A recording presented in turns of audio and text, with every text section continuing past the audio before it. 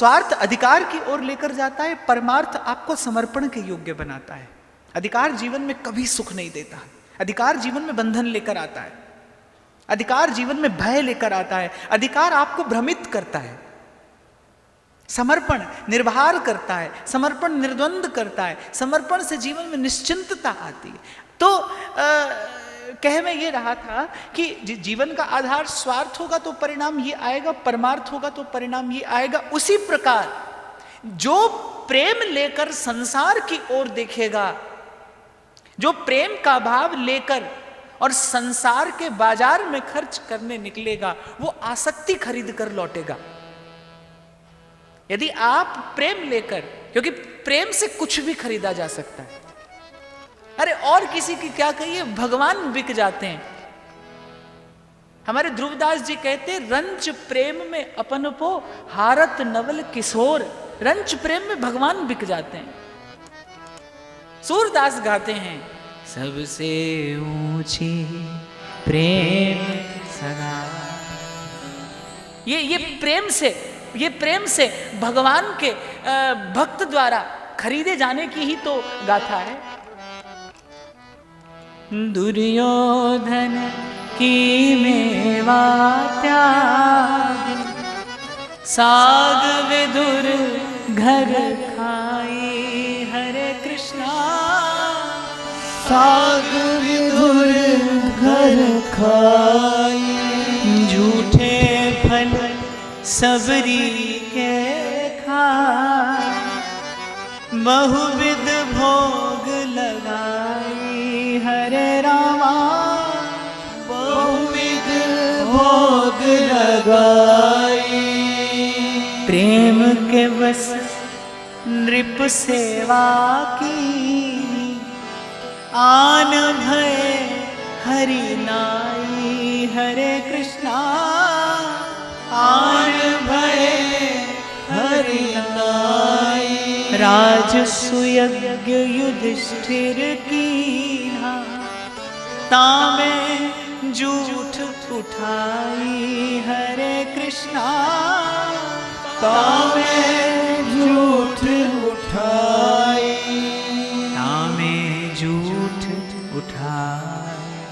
कल्पना करिए उस दृश्य की। त्रिलोकी का नाथ, शेष महेश दिनेश गणेश, दिन रैन रटे पे ध्यान न पावे। वो त्रिलोकी के नाथ युधिष्ठिर के यहां जूठी पत्तल उठा रहे हैं। क्या है ये? प्रेम ने खरीदा है उसे। प्रेम के बस अर्जुन रथ हाँक्यो, भूल गए ठकुराई। हरे कृष्णा। भूल गए ठकुराई। ऐसी प्रीत बड़ी वृंदावन,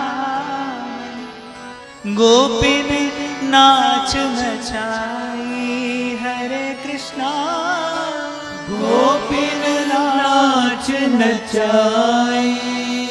गोपिन नाच नचाई।